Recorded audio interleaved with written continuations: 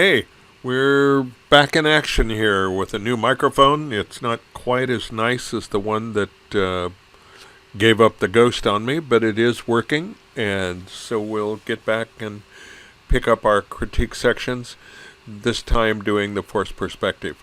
We should be able to go through this fairly quickly this time, and so without any further messing around, let's go for it. Well, here we have an interesting idea to turn a toy tower into a real architectural element. And the angle certainly makes it look like you're looking up at a tall building. The only problem is the depth of field isn't quite there. And we could make this look a whole lot more real with potentially an angle change and some real stuff in the background that was a normal city. This is one really that's a good idea, but take another look at the series that I had you look at from Elgin Park. In that case, they've got toy cars against a background, but look at the way it is put together. This could be pretty realistic with a different angle change on it. So it's a good start. We'll go on from there. Dinosaur prowling the beach looking for lunch among the unsuspecting folks out walking around. This is a good, clever idea. The background exposure is off. It's really blown out in the center where the sun is. This is a tough time of day to shoot. You've got huge dynamic range issues. So you've got to be careful of that. In terms of the gag of the shot, is this a real dinosaur prowling the beach? We really needed to do one of two things. Either make the dinosaur sharper so that it looks like it's a little closer than this depth of field issue would suggest. Or make it bigger, bring it much closer to the viewer, almost frame through it, and so explain why there is such a difference. And then because it would be soft and dark, it would be kind of one of those suggested things. Here is danger lurking out of view of the unsuspecting lunch menu. So there would be ways we could make this work a little better to make the effect look more realistic. But it's not a bad start. It's a good, clever idea. Did you know, by the way, that based on the way this toy is standing, using its tail to brace itself, that was how people were sure T-Rexes and other Allosaurs and that type of dinosaur actually were up until relatively recently. Because most of the bones were not whole, they hadn't found a complete skeleton, and they just made a guess. It was the total consensus of the paleontologists, and it was dead wrong. Funny how that works. Well, speaking of dinosaurs, here we have another type threatening the lovely lady in the shot here. In this case, the size relationships, the focus relationships really work pretty well. You could even bring her a little bit closer to this side. It looks like she's quite a ways from it, and to make this gag work, she needs to be turned a little bit more toward the threat source and the camera. But it's a good use of space and size relationships. The depth of field works really well. This is a good attempt at this shot. Nice try. Well, this one we have a problem with. When it got turned in, the actual size is just much too small. And so when I try to enlarge this, as you can tell, it comes apart fairly quickly. However, the concept of it, the actual photograph, worked pretty well, making these little pet dogs look like they're real and belong in this real doghouse behind it. So the shot was cool. The submission based on resizing and reformatting wasn't. But from the assignment standpoint, you did a good job on it. Here we have another one where the depth of field issue is unfortunately working against the gag of the shot.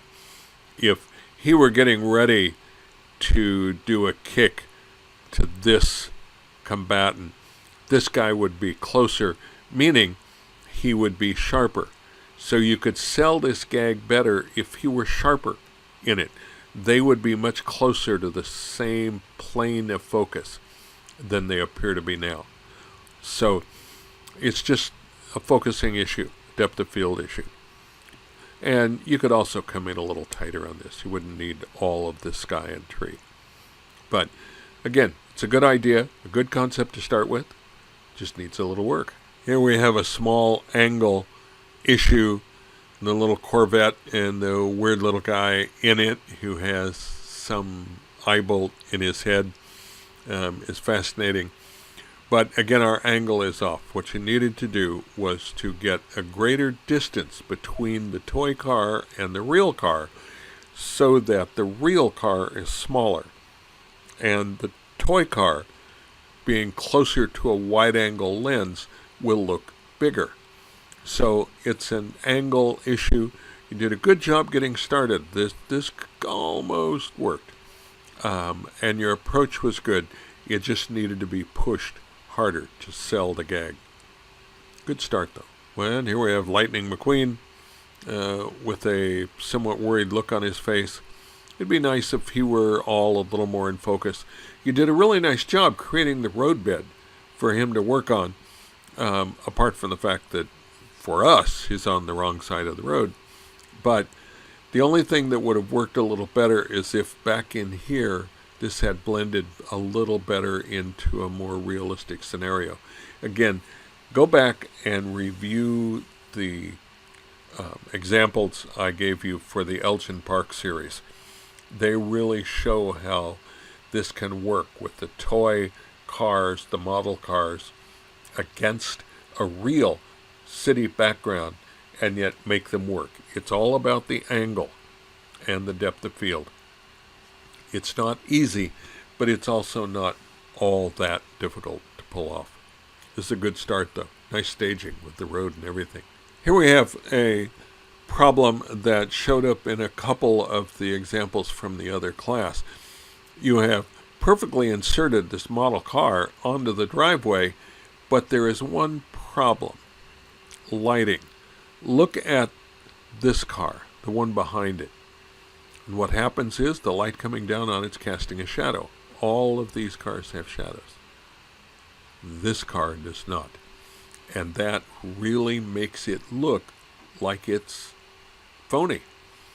Everything else is perfect. Your angle of the shot matches that around it. The general overall lighting of it is perfect. This is really a nice job. You did a really good job of this.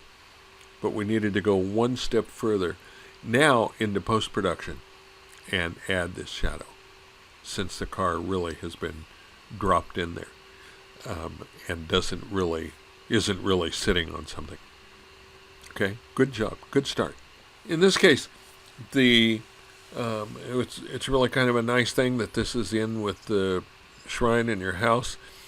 The problem is, in order to make the figure and the cross appear bigger, we have a real constraining problem with the location. It can only be so big in a house, and it probably couldn't be life-size in this house. So the background forces us to see this as kind of a trick shot. Nevertheless, it could be a little bigger. You could have gotten them a little farther apart, and this closer, a wider angle lens would have pushed the background further back, made this stand out a little more. Like the others, it's a good starting point. The idea is a good one. It's simply that it needs to be pushed more. A little more distance and maybe a better use of your wide angle lens. It was a good idea. And then we have, I'm not sure what we have. We have two little toy creatures of different size. Our problem here is that the surrounding area that these creatures are working in give us no clue to the idea that they are supposed to be real life-size creatures. We don't know what this looks like, a chair leg of some kind, but it would be gigantic in this picture on this tile. So it's an interesting macro shot. The composition's really interesting with the leading lines and all of this on the shot. Could be really fascinating. But in terms of the assignment, this doesn't really push the idea that these are life size in a real environment.